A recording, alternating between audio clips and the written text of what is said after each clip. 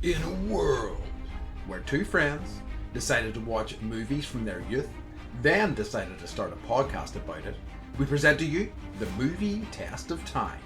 A podcast about the only medium that matters, the movies. Presenting your hosts, America's sweetheart, Beth Martin, and Irish ruffian, Andy Young. Hello, that's us, your traumatized and wet hosts, this week looking at Dead Calm. Beth, a pleasure as always. What's the crack? I'm gonna jump into something. Okay. I gotta advertise you guys. I'm sorry. So I need to remind you guys, normally I do this at the end of the podcast, probably after everyone's gone about their merry ways. But if you're listening to our podcast and you would like to give us a follow, just do it right now. Just stop what you're doing for 1 second and just click the follow button. We're trying to get more followers, and Spotify was like, remind your fans to follow you.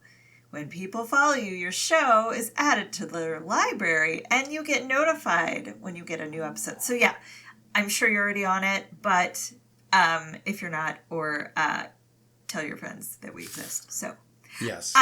Yes. You follow us, and also take your friends' phones and follow us on your friends' phones. Create an email for your child. Someday they're going to need it, and they can follow us too. Yeah, perfect. So, you'll be surprised to find out that I went out with friends. Okay. For my friend, I know, right? I have some. So, my girlfriend was like, I'm having a birthday. And she was like, I feel like we should go do something. And I was like, send me your contact list. And I was like, I'll plan it. So it was just nice. We all went out for dinner, and it was lovely. I haven't done that in a while. Nice. With like a group of people. Hell so yeah. So like locally, or did you go? Yeah, I know locally. There's like a restaurant that's really good that next time you visit, I'll take you to. They have like half of their menu is food. The other half of their menu is like, do you guys have dirty sodas? No, but I'm aware of the idea of them. Okay, so it's like dirty soda where it's like they put like you get like root beer, but they put like a bunch of other stuff in there, and then some like heavy cream, and they call it a dirty soda. So it's like a southern thing. I've also heard that this is a thing to do with Mormons or one of those like Secret Life of Mormon Wives. They have like drive-through where you get like, they're not allowed to drink sodas, but it's kind of like, you know, if you're gonna cheat, it's like a technicality, yeah. Or I think they're not allowed to drink coffee, so that they have cream and other things to kind of simulate what that's like. Yes, I was my understanding. Yeah, they can have caffeine. I might be wrong because it's it's a drug. It's a stimulant. That's I think. True. I know. It is. We had the 4th of July here, so we went to we had the fireworks, but I'm still of the ilk of my childhood, and you know, being in Oregon where there wasn't fire danger and we could just light fireworks in our driveway. Here you can't, because it's fire season, and like I'm getting all the alerts again. But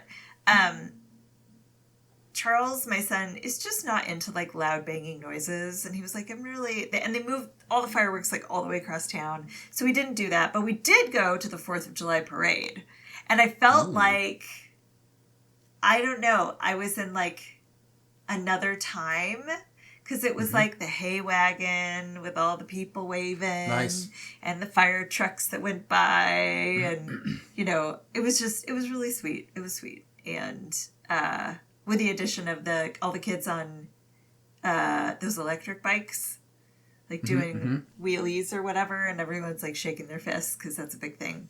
So yeah, we're just it's. You should see. I should add you to our neighborhood group so you can see all the people complaining about the e-bikes.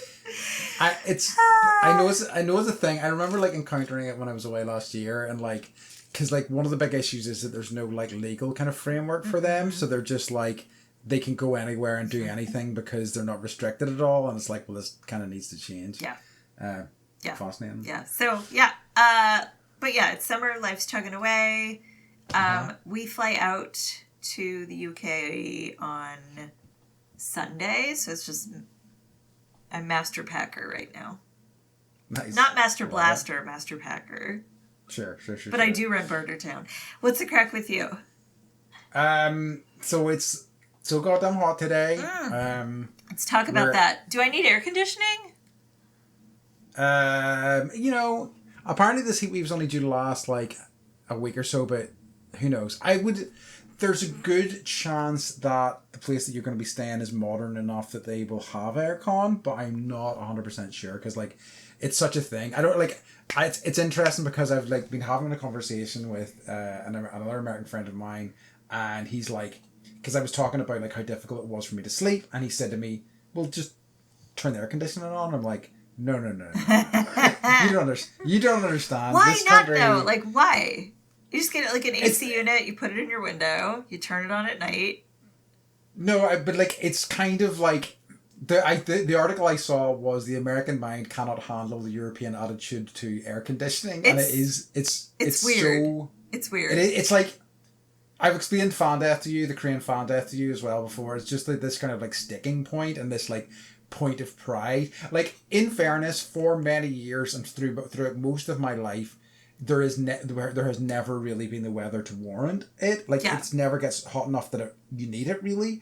But as you know, the climate, as the the temperature gets increasingly hotter, we're going to have to change, I think. Yeah.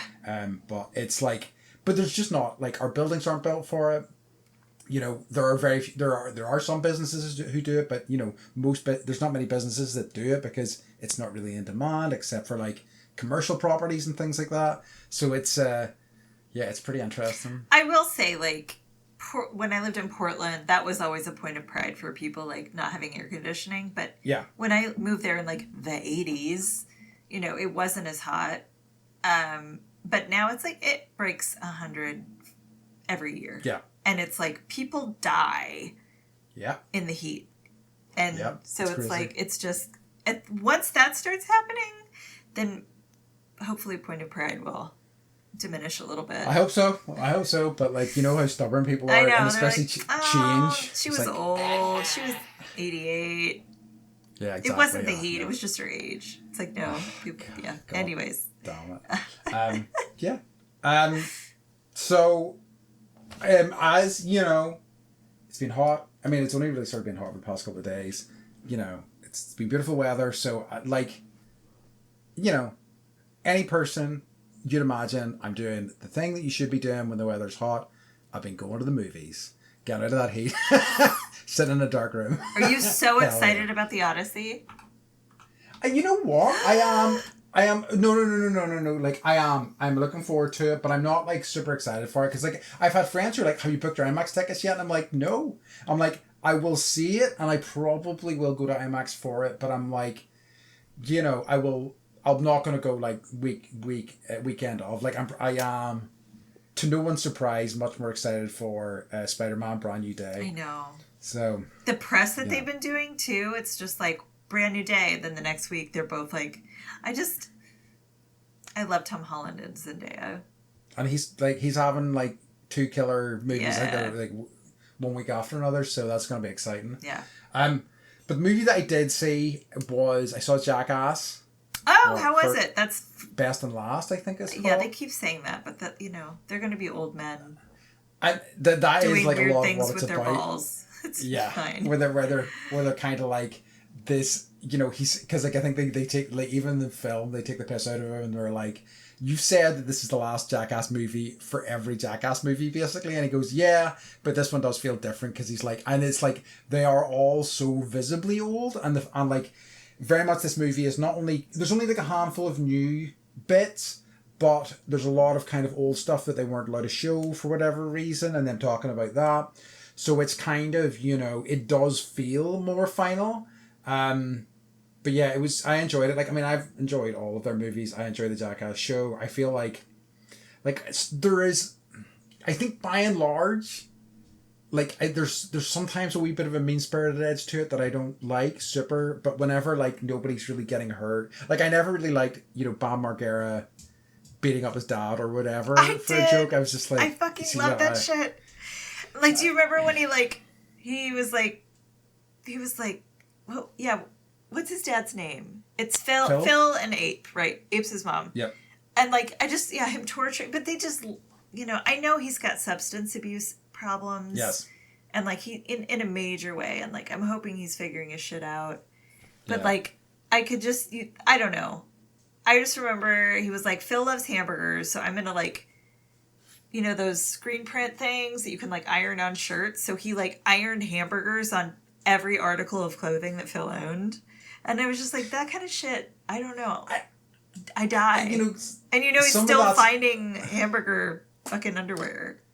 Some of that I can get. That's okay with me. That's a prank I can get behind. But like the clip that they showed was like Bam going, I'm going to beat up my dad all day long, and just running into his room and just like hammering at him. And I'm just like, man, don't do that. Yeah.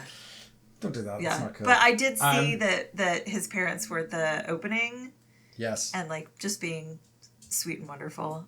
So he is in one of the modern bits. So I don't know what happened there exactly, but he's only like in this one sort of like sequence, and then he's like not in it at all. Yeah. And they do talk about him. They show clips with him in it from the past, but obviously they don't go into the whole situation. I think there's still a situation happening. I think they'll come out of it. And I think it has went up and down quite a bit. Like sometimes they're good, sometimes they're not. Sometimes he's struggling with Steve-O, sometimes he's not. It seems very fluid, you know. But yeah, I think like you say, he is somebody with substance abuse issues, and that's very tough. Yeah. I think. Yeah. But in a complete change of pace. So I saw that. I also at home watched, in tribute to our dadcore listeners of whom I am, I finally watched Greyhound, which is some serious dadcore shit. That's like one of my favorite movies. I was the one that was like, you need to see Greyhound. I think I've seen it like 3 or 4 times. I love it so much. It's really good. I guess it's dadcore. Maybe I'm into dadcore movies. Oh, there's nothing wrong with dadcore movies. Like they're great. You know, it is very. Is it Tom Hanks wrote it. Ah, yes, I saw that. Yes. Yeah, I noticed it at the end. So it's so. No, good. I thought that rocked. And my grandfather was a merchant marine, and so he was on one of the ships that were like. So the premise of this movie is like merchant marines weren't actual marines, so they didn't get like benefits for, they weren't considered anything really. You're just on a ship. Yeah, now they are, but at the time no, and so there was some retroactive like lawsuits probably. Anyways. Yeah. So they would run supplies to all of the different areas where our soldiers were stationed. In this movie, like these naval ships are trying to, get the supply run where it needs to go. And it's just fascinating how all of that works. So it really was. And it's like an angle on... World War II that I hadn't really seen depicted in the movie before, so it was really fascinating. I really enjoyed it. So my grandma and my grandfather, who was the merchant marine, like he knew he was going to get shipped out. I think I told you the story. He knew he was going to get shipped out, and so every day, at the end of the day, after work she would go and meet him down by the docks. But they knew that one day she would be there and he wouldn't come home, and that would mean that he'd been shipped out because you weren't allowed to it was just like go now kind of thing. And that did happen, and he did end up not showing up, and he was gone for like a few years. And I should ask my uncle this story. I think he also his ship went down and he was shipwrecked for a time. Oh wow. Yeah, so there's more to the story that I should probably find out about. So fascinating. Yeah, anyways. Love it. Okay. So we move on to what's occurring? Yes. Okay, so I have a lot. Okay. So this is from Top Fan. All right. I've done my own mini Nick Cage season of The Rock, Gone in 60 Seconds, and Con Air, and just listened to 2/3 of your pod episode. I'll try a suitable mini thesis herein. Okay, so The Rock is the best of the 3, and the difference is the writing. It's always the writing. I would agree with that. All 3 films are Jerry Bruckheimer productions, so they share the aesthetic first introduced in the 80s and arguably perfected by Tony Scott. I love that I know who these people are now because of our podcast. Absolutely Top Fan. You're right. And he touched on it brilliantly when he talked about the magazine gloss. It's the slick ad... ad man stylism of the filmmakers who made the 80s, the high-budget TV commercials, and were later joined by generation who made high-budget music videos. Those were good. A lot of these guys made the same, often subpar style over-substance films, and to be harsh, Donna McSena was one of those. Another example would be MCG. I don't know who that is. Oh, McGee. So he's the one who did Charlie's Angels and things like that, yeah. Okay. Thank you for that. The best of that crop were David Fincher and Michael Bay, very technical guys who started in ads, I didn't know that, and went on to very different but highly accomplished careers. I'd like to say who the fuck is Michael Bay, but he would... Sorry, I do. I'm just trying to make Top Fan mad. Okay, so all three films have ensemble casts. All three are aesthetically similar, but The Rock is the best because its script is the best. I just appreciate that people still appreciate good writing.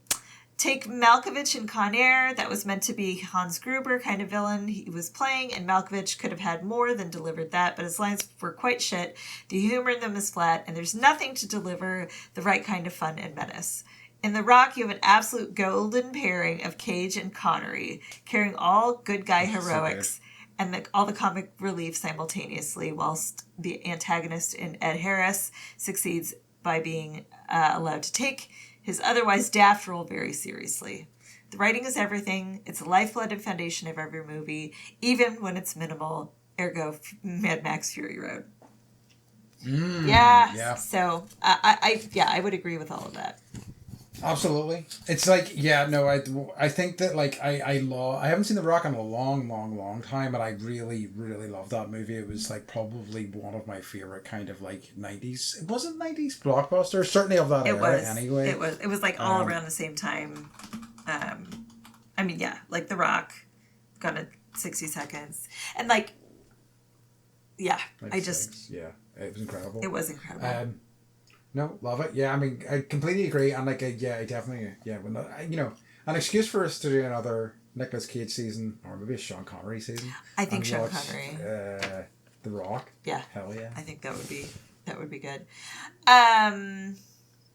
Do you have any Down with the Streets? I don't know. I'm sitting on some at the minute, and I haven't developed them yet. All right. Okay, I have a clarification station. Okay. We got to stop at there real quick on our journey. So, in episode, I don't remember where we were talking about Apocalypse Now and Francis Ford Coppola. I'd given a quote. Apparently, it's not an act. It's slightly paraphrased from Coppola. That Apocalypse Now broke something in him, and he was never the same since. Yes. So apologies there. But Top Fan also said, I know people love his Dracula, which I think we need to put on our list. But I watched it recently, and it was nowhere near Godfather 1 and 2, The Conversation, or Apocalypse. Have you guys seen The Conversation with Gene Hackman? It's phenomenal. Which I think we talked about, because I just saw it a month ago. And Mike hated it. He was like, what the fuck are we watching yet? And I was like, just wait for the toilet scene. Yeah. Have you seen it? It's one... No, I haven't. And it's one that has long been on my list. Okay, we should put that... Because, I think we should. Absolutely. I think we should. Just do Gene Hackman or something. Yeah. Yeah, absolutely. I mean, it's one cause I was doing pretty good a couple of years ago when I was if I finally watched Sorcerer and a few other kind of older films. But yes, that's I haven't got around to that as yet. It's so interesting. You just gotta. It's kind of you gotta be in the chill mindset, and not be I got other things to do, because you'll be oh my god, it's so slow and I'm so bored. But it's give it time, and just It's one to leave my phone in the other room for. Yeah, I think so. Well, you do that anyway, but.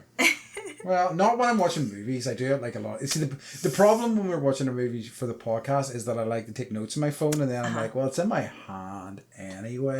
So let's have a quick look at Reddit, which is a disaster. I love Reddit. Yeah. Okay, so we are moving into our next season, which is Nicole Kidman. Nicole fucking Kidman. So was this her first movie? I think this was her big break. I don't think it was her first movie. Okay. But like she was really young. Like she was she was like 20 when she made this movie. Yes. So like it's insane, or like 19 or 20. It's insane. I have questions specifically directed at Sam Neill. He was 39 and she was 20 when they made this movie. And they had a 4-year-old kid, 3 or 4-year-old kid. I'm like, questions need to be raised from you there, Sam Neill. There's some like grooming behavior going on there. I will say, I don't like it. I have a fact for you because it's timely. Mm-hmm. But he was basically like, so at the beginning of production, Sam Neill was 39. Nicole Kidman was just shy of 20. So she was 19. That's I love that they're like, they just say she's 19. Just say she's still a child. Because like Billy Zane was 21. Yes, because like I saw, I've not seen this film before, and I saw the poster and I was like, oh okay, the three main actors are Sam Neill, Nicole Kidman, Billy Zane. Obviously, Nicole Kidman and Billy Zane are the couple. Because that's the only thing that makes sense. Anything else is insanity, and I was like, wait a minute. I mean, that kind of happens anyway, even though she's just pretending. Yeah. But okay, sure. So to give Sam Neill some credit, I guess he gave a 2021 interview, and he was like, I had at the time, and I still have like a lot of discomfort around the fact that she was so much younger. Yes. And yeah. He seems like yes, he does seem like a reasonable dude whenever I've ever seen him like talking or whatever, so I'm not kind of surprised that he had reservations about things like that. But it just seems like, who made that decision? It feels like a wise one. But yeah, okay. So have we said the name of the movie? The movie is Dead Calm. Dead Calm. Dead Calm. Dead Calm is it's a tiny cast. It is a tiny cast. So I'm gonna just do a quick synopsis. So after a tragedy, John Ingram and his wife Ray are spending some time isolated at sea when they come across a stranger who has abandoned a sinking ship. So they lose their son in this like horrible accident where like we need to talk about. Can we do this? But do the rest of your explanation. That's it. Okay. Yeah. So this is why, traumatized was one of my key words whenever I was introducing us this week, because there's like so much trauma in this film. This whole movie is super trauma. Like, there's more trauma than is needed. Fairly casually shrugged off most of it. Honestly, I don't know why it needs that framing device at the start, because they could just be a couple on a cruise. I was like, okay, the motivation needs to be like, he wants her to get on a boat to go on a cruise.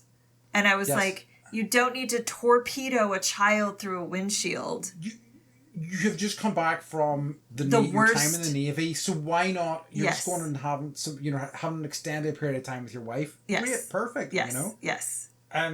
So like, it didn't need to be like, we're on here because we're so sad.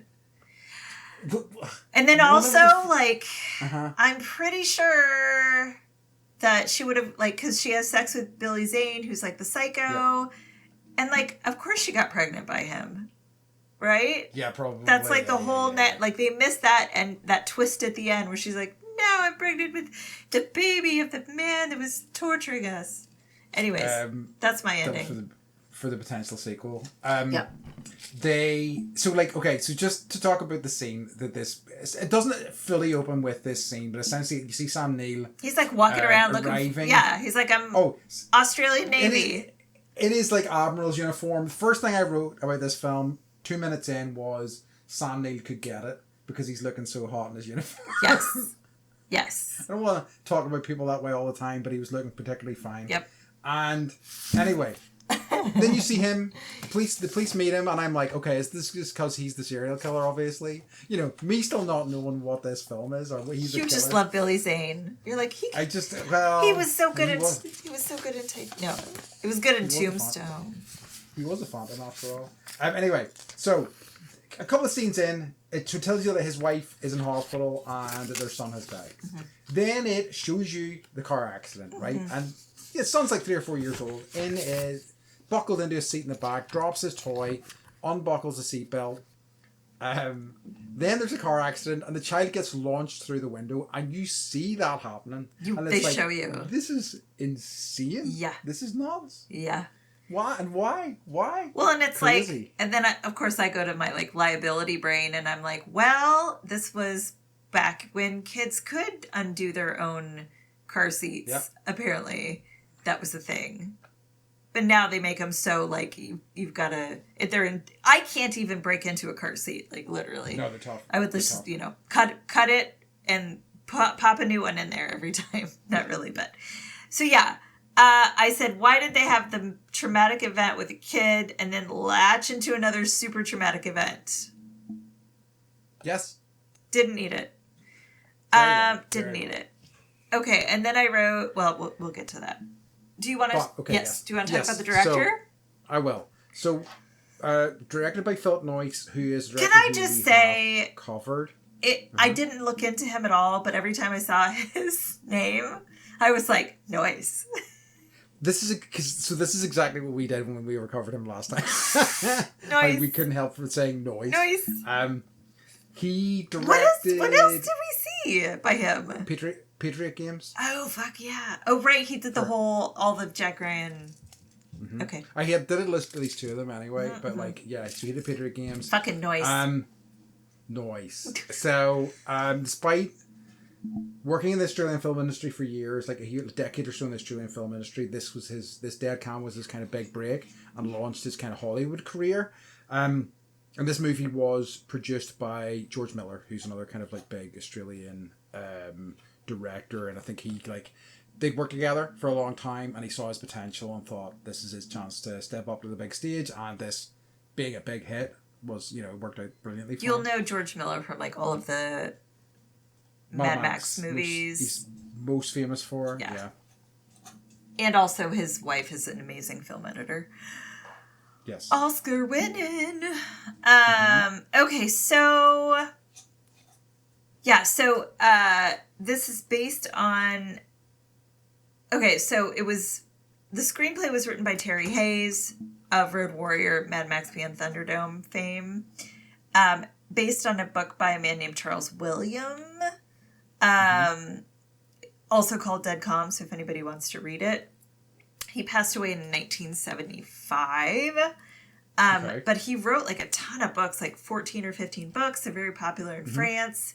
And it's like his books are, I don't know if they're out of print or what, but they're really sought after. And so like you can get, if you have any of Charles Williams' books, like you can probably get a clean $100 US, selling it on eBay. So, okay, I guess it was partially inspired. Let's talk about murder, Andy.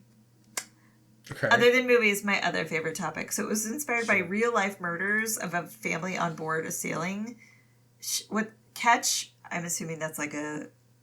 It's a term for a kind of maybe like a yacht type thing. A little yacht off the coast of Florida in 1961. So the case involved a decorated World War II vet, and he was hired by the family to skipper the boat from Florida to the Bahamas. So there was like the wife on board. So Harvey murdered his wife, hoping to collect an insurance policy. And then 4 members of the family that he was skippering the boat for. So including children.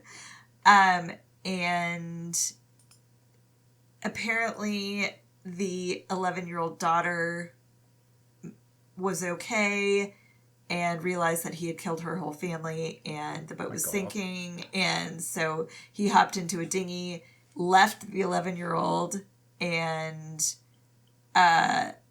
she actually used a cork board as a flotation device and floated, and the boat sank, and she was able to like survive for 4 days without food or water and got rescued by a Greek freight ship. And Harvey was rescued by the Coast Guard and was like, oh yeah, we got in a squall, and the boat sank. And but Terry Joe, this 11-year-old, was alive, came back to Florida, and was like, you killed my family, and got him in trouble. And then he ended up committing suicide, and she made a full recovery. So Wow. There you have it.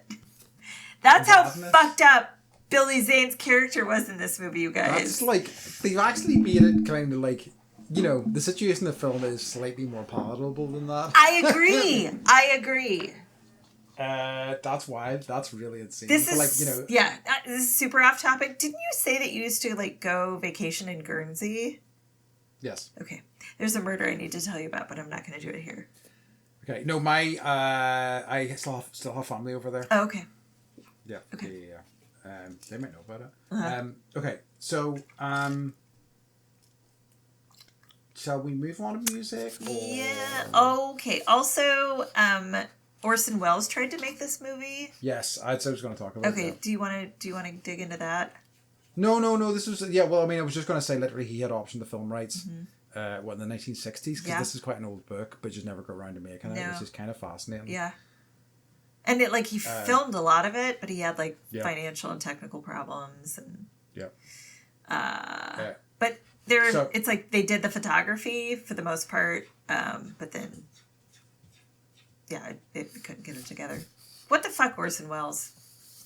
I know. Well, you know, he did some other stuff with his life / career, so I think he's okay. I just love that, like, on Rotten Tomatoes, like, I think, you know, because they rate, like, the best movies of all time, and it's like a tie between Citizen Kane and Paddington 2. Wow. Okay. Yeah.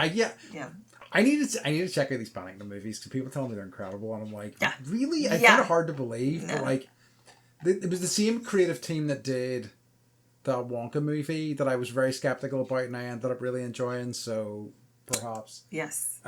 Okay. So music was done by Graham Revel. I was like, no music for Andy for most of this movie.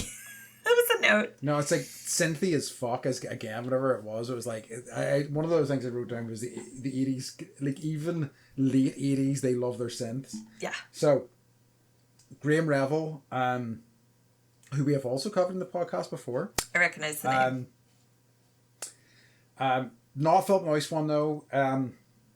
The one that he did that we have covered was Strange Days. Oh yeah. So, but this movie was like with the director. This was his kind of big break into movies. He ended up like doing mostly kind of like movie composition for the rest of his career. Mm-hmm. Prior to that, and I don't think this was something I mentioned last time, he was involved in experimental music. Like he was also interested in music therapy and things like that. And his like live performances included some really kind of wild stunts. During one of these stunts, he set an audience member on fire with a flamethrower. I don't know what sort of music he's making with a flamethrower, but I respect his desire to go nuts. I mean, it sounds like the person was okay. But yeah, that's like, good. Still, that's not great. I mean, you know, you've seen Rob Zombie, and like there's flame cannons and all that kind of stuff. Yeah. So I get the need to have fire and music like intertwined. Yeah. But that's fucked up that you're like, well, that didn't work out quite the way I thought it was going. We need to be careful how we aim this thing, though. I think it's, hard to aim flamethrower potentially. Yeah. So that was Graham Revel, and like again, he's like he's done a ton of films. I talked a little bit about it last time, but he has a litany of movies under his belt. Well, I will say there were a lot of because I do. I'm like, what's Andy gonna like? What's he gonna teach me? But then it was just like silence. Like, yeah, I which mean, and it's played also... into it was good. It's like sometimes silence is the music we don't need, or something. This is true, and like I'm also kind of aware, like especially if it's somebody we've covered before, trying to just not like retread stuff as well. That's so fair. trying to be careful. Yeah. But yeah, so yeah, dead calm. So okay. Not chill. No. So we had Billy Zane, Nicole Kidman, Sam Neill, Ben the dog, and then like the other people were just on the VHS tapes. But basically, like Billy Zane's character has some kind of psychotic break, and I think like based on the synopsis in the book, it gets more detailed into like why he like, because Sam Neill ends up like going over to, like, Billy Zane is like rowing over to their boat, and he's like, my boat's messed up and everyone has botulism poisoning because they ate canned salmon or something.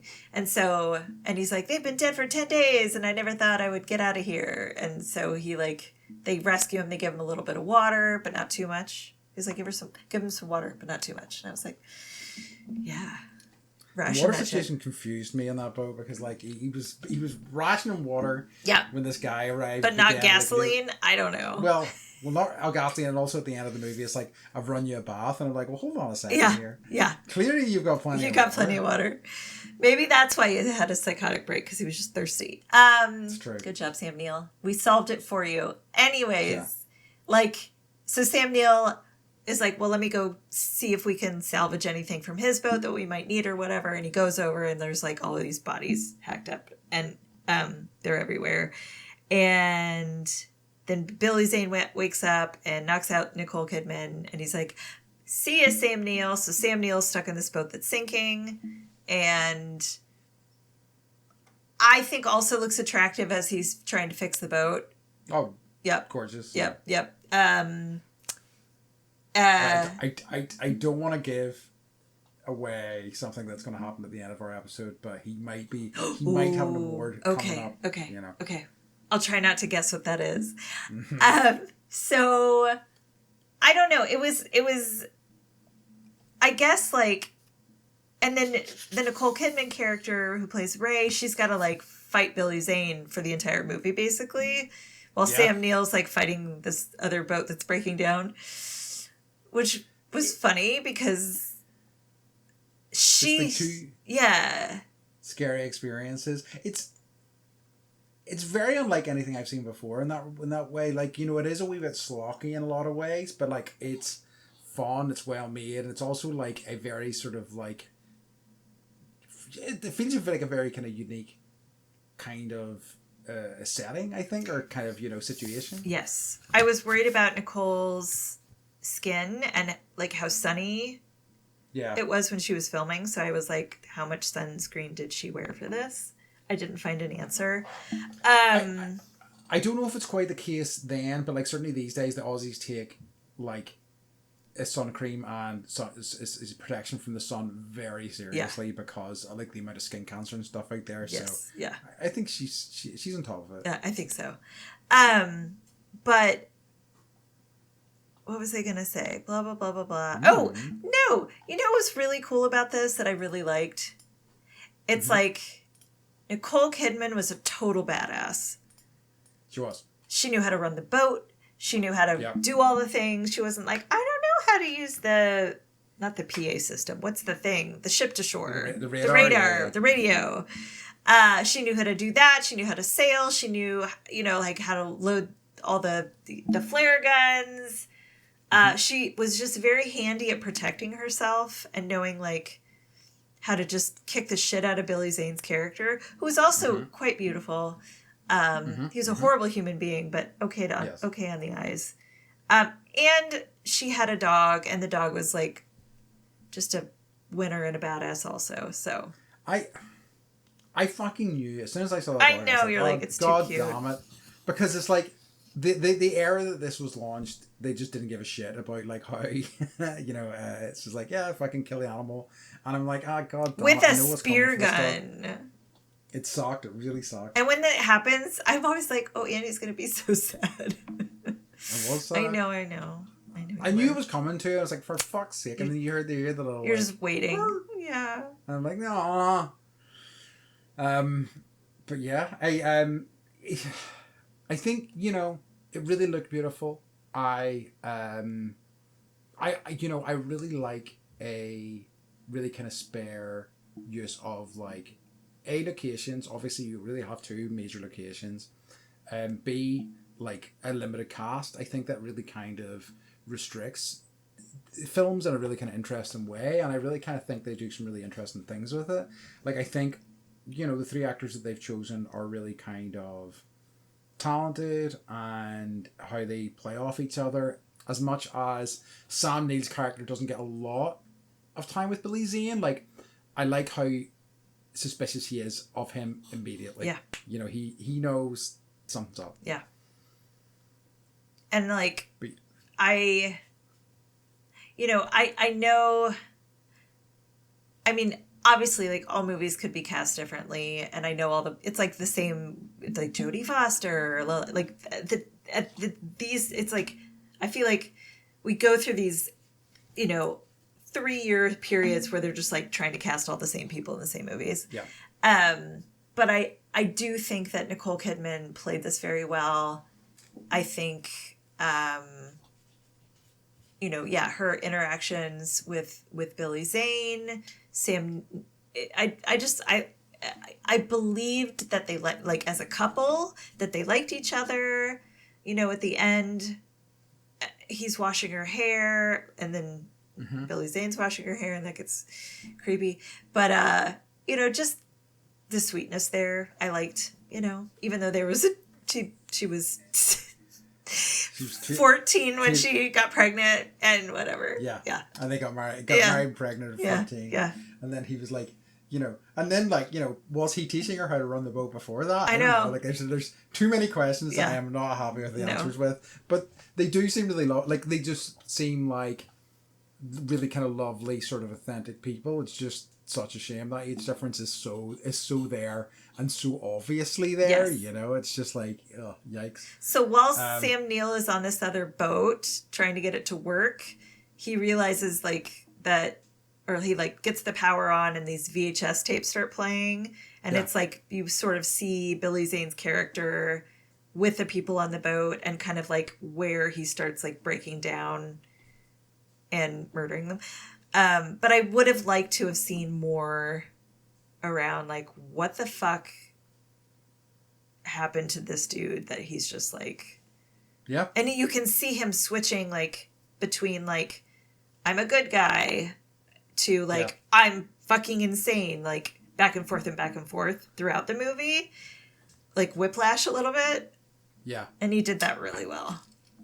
I think this was at a time when it was just like, he's just a crazy person. Yeah, bad people are bad. That's it. He's just a bad crazy person. So that, end of story. And it's like, okay, they didn't need to like, or they didn't not even need. They didn't want to do anything more than that. I know. I always enjoy seeing Billy Zane. I wish I saw more of him right now. In general, I loved him in Tombstone. He played a great asshole in Titanic. I mean, a rich asshole. So, yes. He had a kind of odd sort of career. He never was huge. But he's been in character actor. Yeah, I think he's in stuff, and I think he's in more TV shows now. You'll kind of see him pop up. But it always makes me happy. So, can we talk about the Billy Zane death scene? Yes, absolutely. Okay. It rocks. I just wrote down best death by flare ever. So they think they kill Billy Zane. They give him a floating boat, one of those inflatables, and then roll him into the water, and they're and then somehow the boat's back, or the inflatable's back, and they shoot it with flares and assume that he's gone, but then you see his handprint and all the lovely foreshadowing there.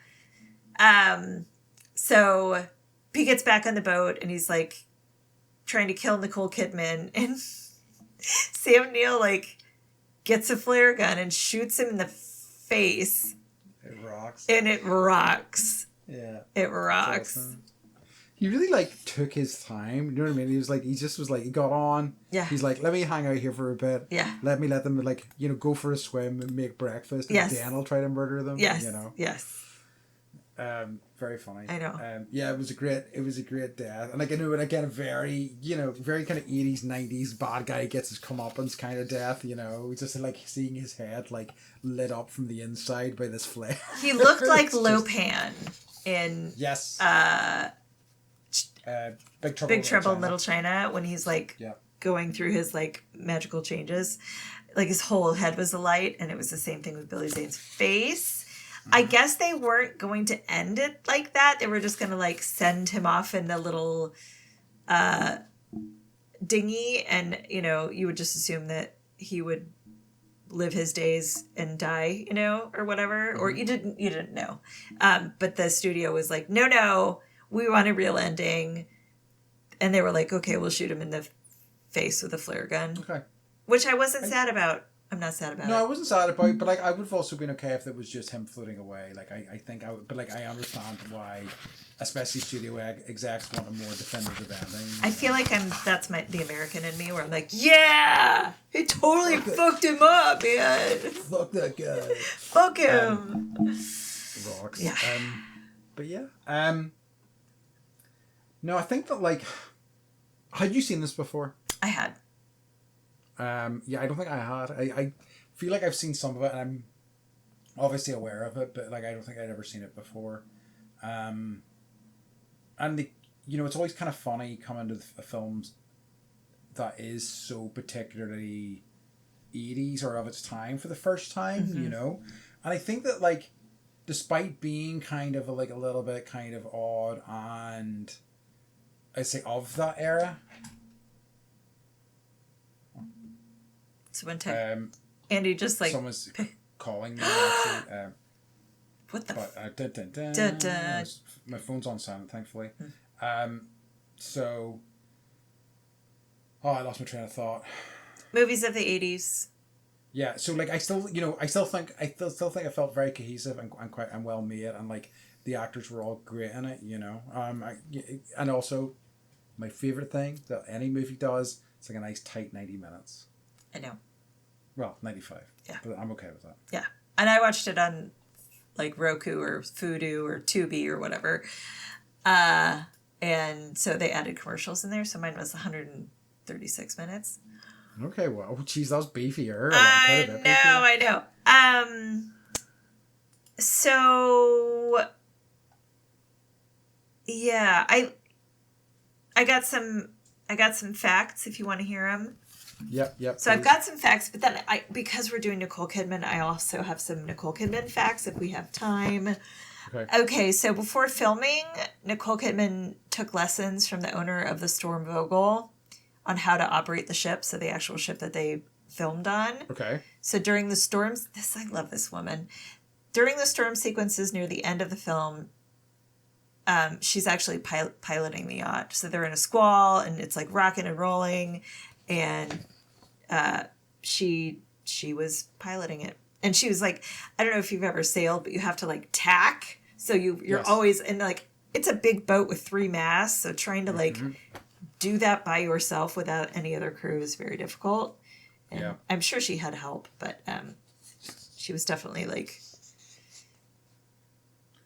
pulling the yard and using the steering wheel, as they say. I don't know if they say that. As the nautical terms. The nautical terms. Using the steering wheel. So without Sam Neill being cast in this, he would not have gotten cast in Jurassic Park. So we're going to let the timing of this happening in the 80s and also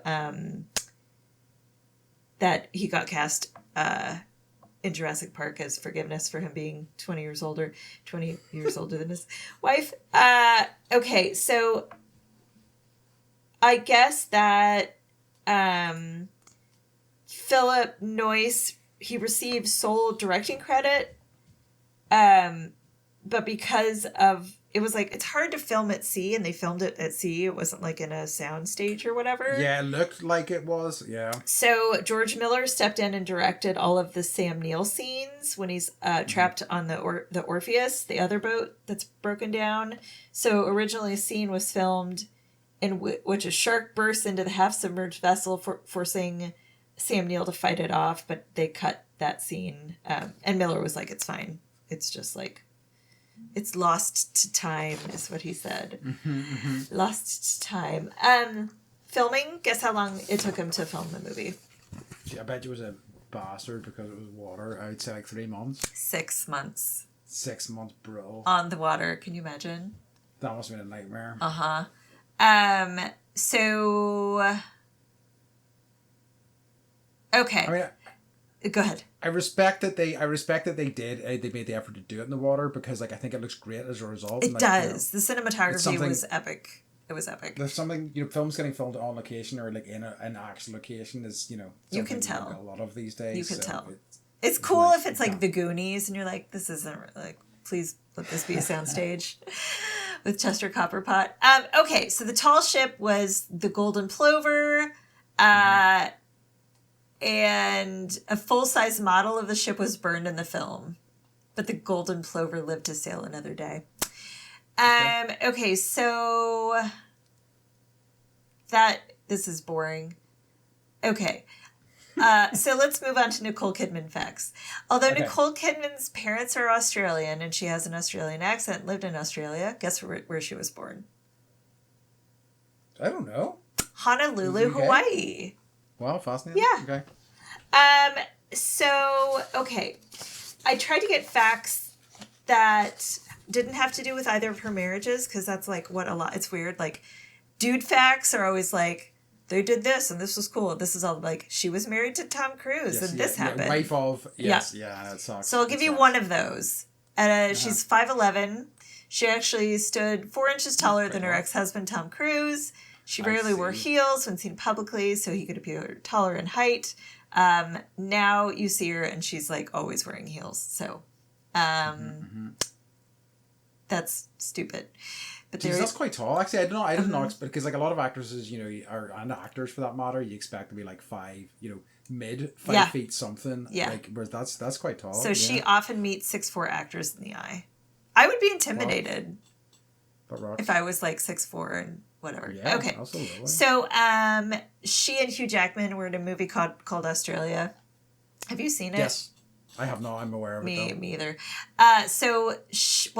This is like another Nicole Kidman is a total badass. She was about to join Hugh in, I don't know what in the bag means.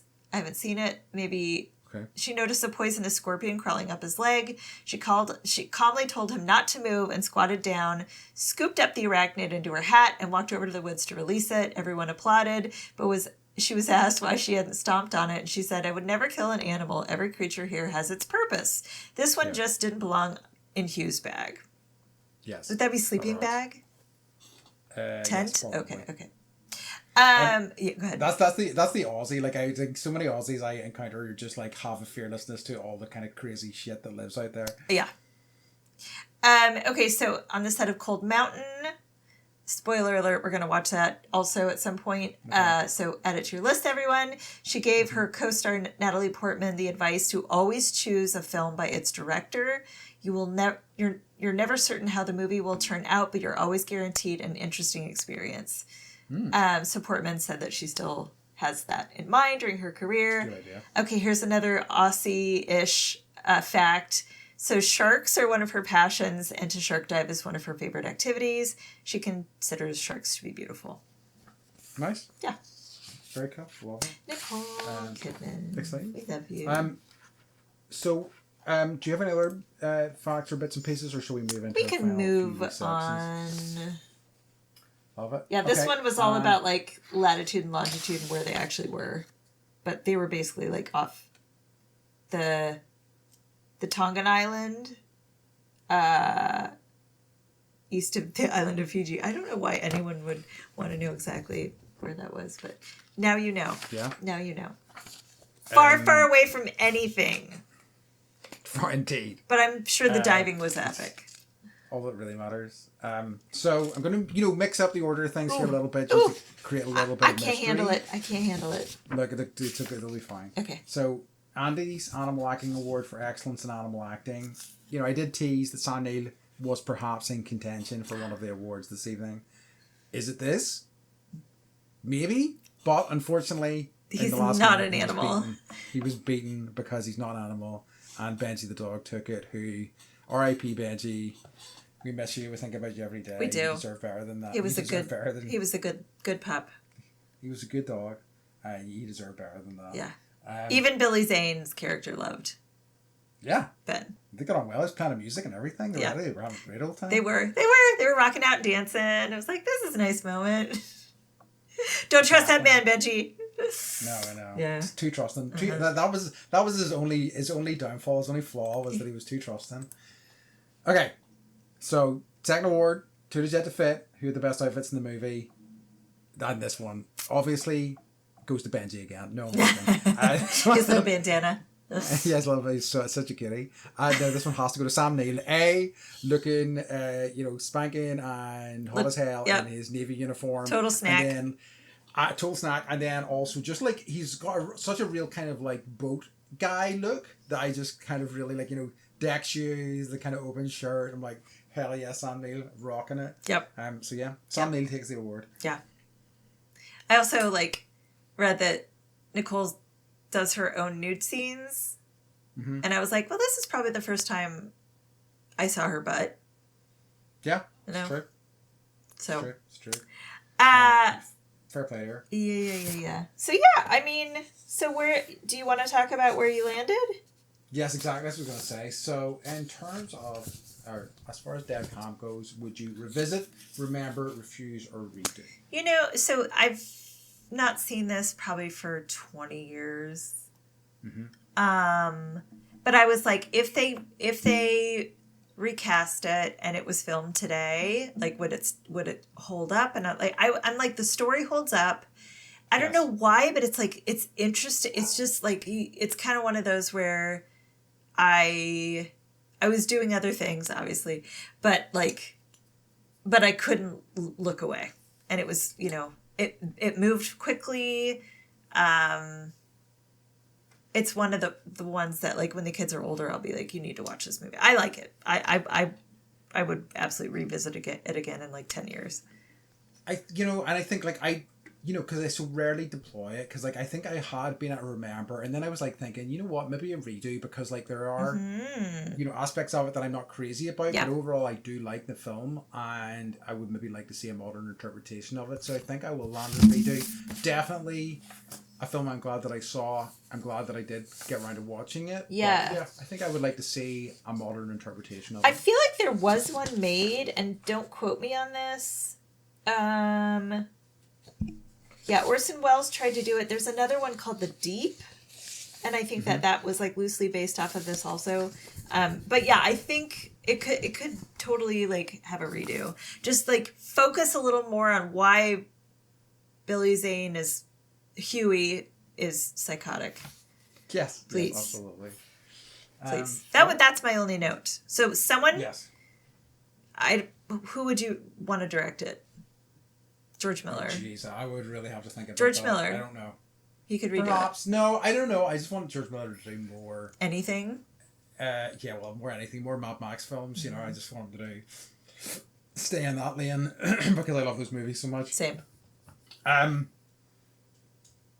Yeah, no, I think, I say, I think, it's interesting because I have seen a lot of adverts for the Cape Fear I have remake to. series.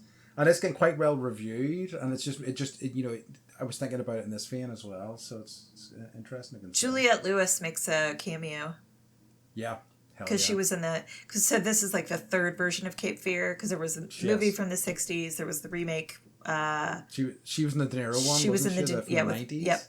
With Robert De Niro. He was so fucking spooky and scary. That's another one I want to watch.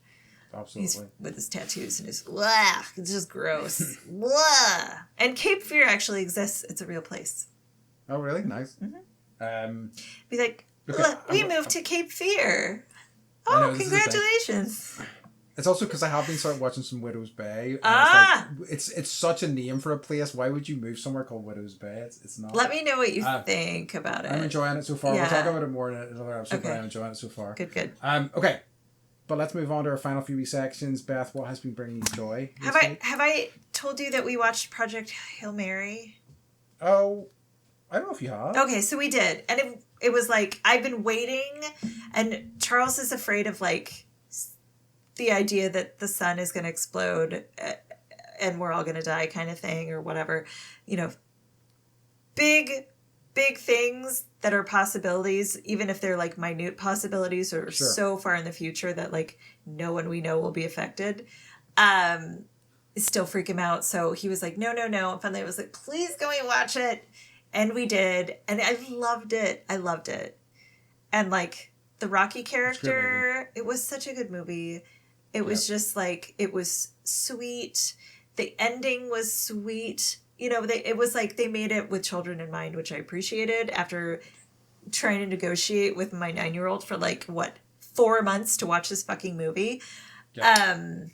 The character of Rocky was so sweet and like, like very family friendly. Very family friendly, but just like I don't know, I really enjoyed it. And like when he's like talking about how Rocky like feeds himself in a very exotic way, and Rocky like just like shoves food up his butthole, and the kids were just like enchanted. Anything that has to do with buttholes, I don't know if that changes, but I was thoroughly entertained by that too. So yeah, that brought me joy. I think there's a human fascination that never changes with buttholes. Agreed.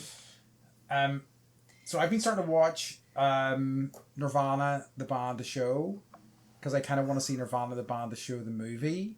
I don't know if you have any idea of what this is. No. Okay, so it's essentially about these two guys who have a band called Nirvana the band, and the whole series is about them trying to get a gig in this one venue and all the kind of like schemes that they put together to try to make this happen. It's very silly, very ridiculous, and I've been meaning to watch it for ages. I'm really enjoying it. It's like very much my type of humor, very kind of like like it feels kind of very, I mean, like the whole thing feels very DIY. Like there's a lot of like mystery over whether they ever involved the actual club, because they film a lot of it secretly or not, and like you don't know whether they involved them or not. But like in the first episode, they have a scheme where they take a photo of themselves as a band, they make a giant banner, and they roll it down in front of one of the buildings that's in front of this like venue. And then only afterwards do they notice that one of the guys' dicks has fallen out, and you can see his dick clearly in this giant banner, and it's them just trying to undo this. That's it. So it's very silly, but it's great fun. I love it. Is it? It's a show or a movie? It's a show. It's a 10-year-old show. But like, here's the thing. So Nirvana the band, the show is the show, and there's like 3 seasons or whatever of it. But the movie has just come out recently, and I kind of want to see the movie, so I wanted to like prep myself for this first. But it's very entertaining. Awesome. That sounds like that might be up my alley. I think it would be your jam. Yeah. Okay. So next week in our Nicole Kidman month or season is Far and Away. Far and Away. Yeah. I have seen before, and I'm quite excited to revisit that. Okay. American Frontier. Everyone get ready. American Frontier, indeed. And oh god, there's going to be Irish accents. There are. Isn't there? Oh yes. No. Yes. Okay, fine. That's I whatever. Can't wait. Okay. Beth, can you tell everyone where they can find us? You can find us on Spotify, where you can follow us, give us a rating of 5 stars. And you can, we're on most of the things that are